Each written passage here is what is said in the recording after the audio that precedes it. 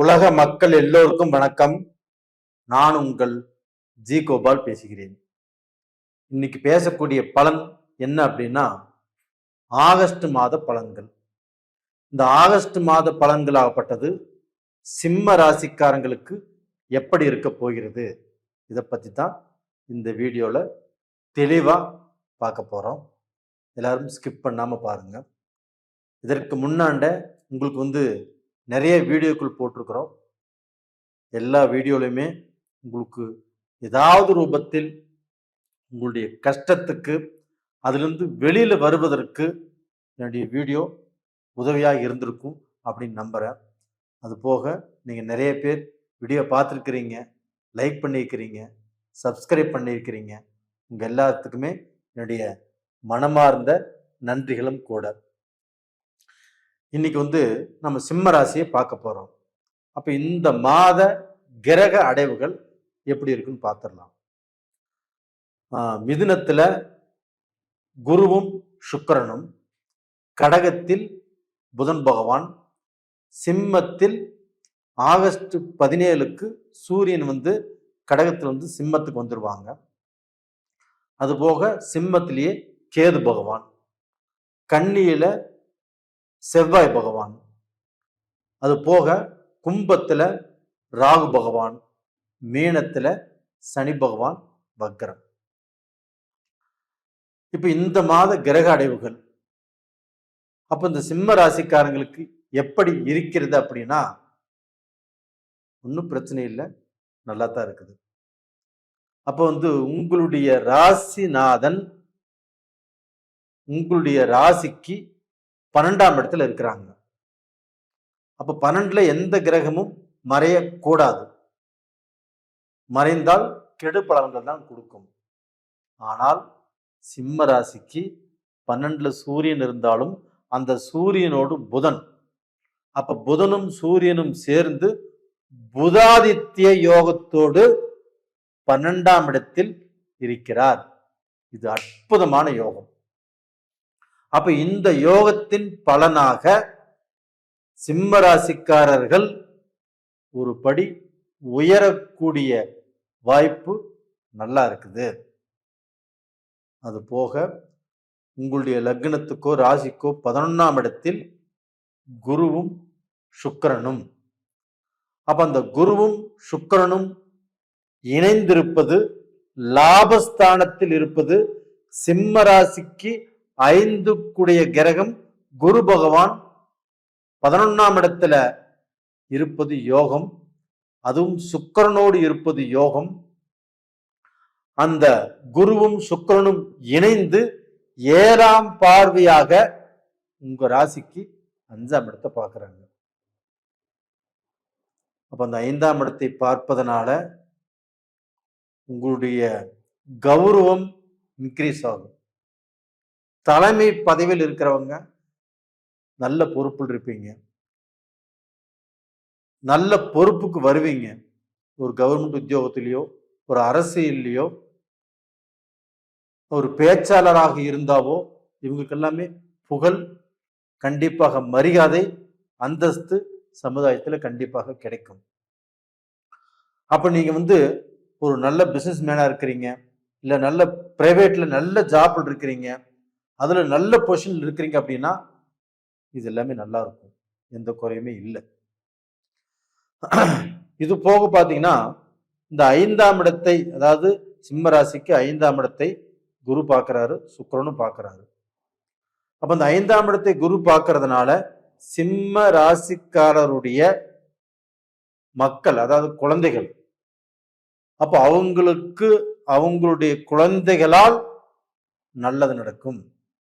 இப்போ குழந்தைகளை நினைச்சு நீங்க வருத்தப்பட்டு இருக்கலாம். குழந்தைகளுக்கு காலேஜ் சரியா அமையல, இல்லை ஹாஸ்டல்ல சேர்ந்துட்டு இருக்கிறாங்க, இங்கே சாப்பாடெல்லாம் எப்படி இருக்குதோ அப்படின்னு வருத்தப்படலாம்.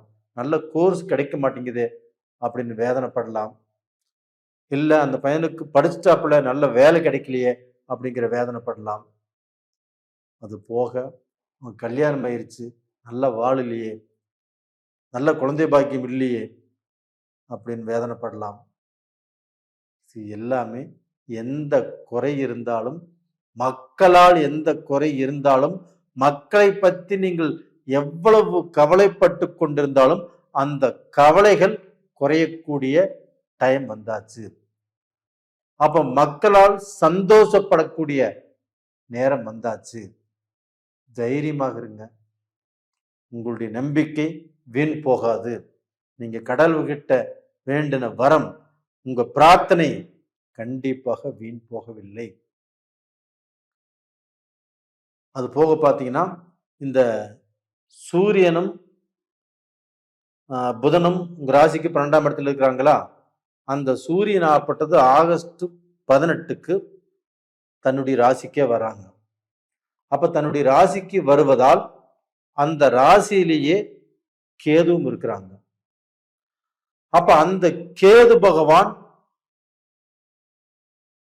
சூரியன் ஆப்பட்டது மெல்ல மெல்ல அந்த கேது பகவானை நெருங்கும் போது கண்டிப்பாக உங்களுக்கு வேலையில குழப்பம், பிஸ்னஸ்ல குழப்பம், ஒரு பெரிய பிஸ்னஸ் பண்ணிட்டு இருக்கிறீங்க, அதுல தடுமாற்றம், உங்களுக்கு ஏதாவது ரூபத்துல ஒரு கெட்ட பேரு, ஒரு விஐபியா இருக்கிறீங்க, நீங்க பேசக்கூடிய பேச்சுல உங்களுடைய மரியாதை போகலாம், நீங்க எடுக்கக்கூடிய முடிவுல உங்களுடைய மரியாதை போகலாம்.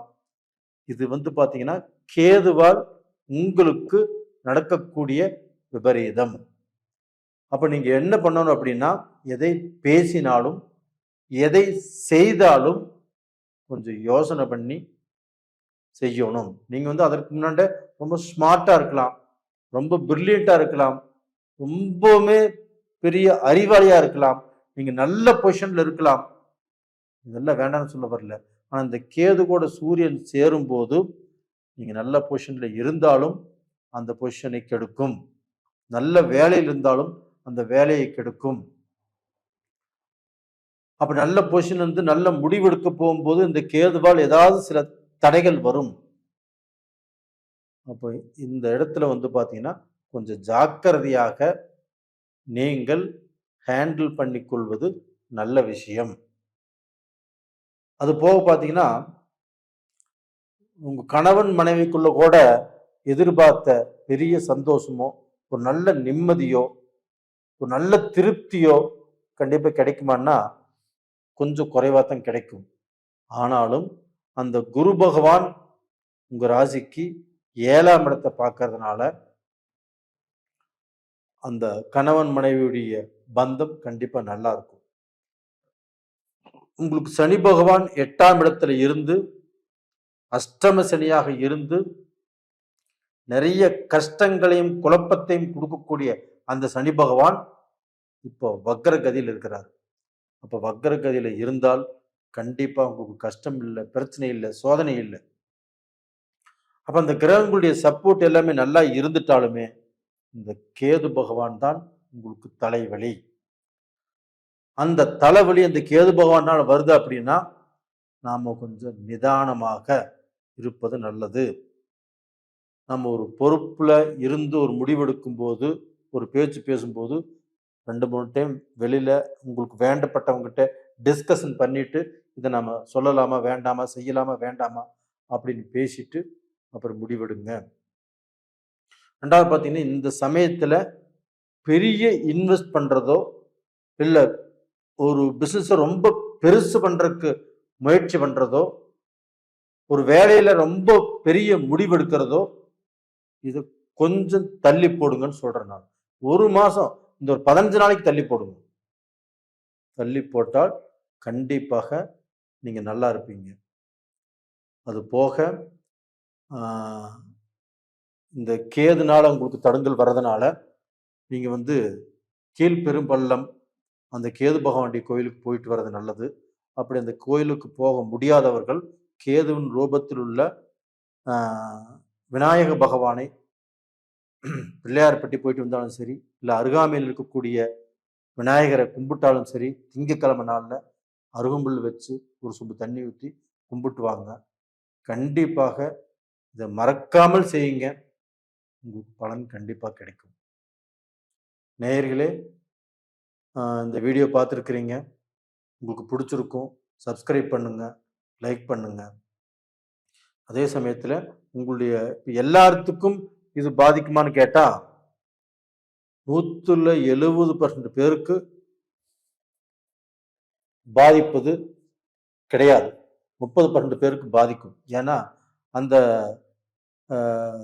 கேதுவோடு அதே சூரியன் சேர்ந்து உங்க ஜாதகத்துல எங்கெல்லாம் இருக்குதோ, ராகுவோடு சேர்ந்து இருக்குதோ, இது மாதிரி பாத்தீங்கன்னா 6, 8, 12ல அந்த சூரியன் கேது இருக்குதோ, இது மாதிரி இருந்தால் மட்டும்தான் பாதிப்புகள் இருக்கும்.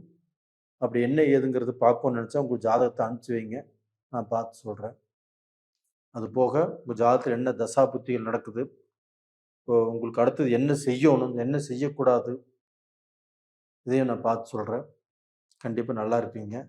நேயர்களே, உங்களிடமிருந்து விடைபெறுவது உங்களின் ஜி கோபால். நன்றி, வணக்கம்.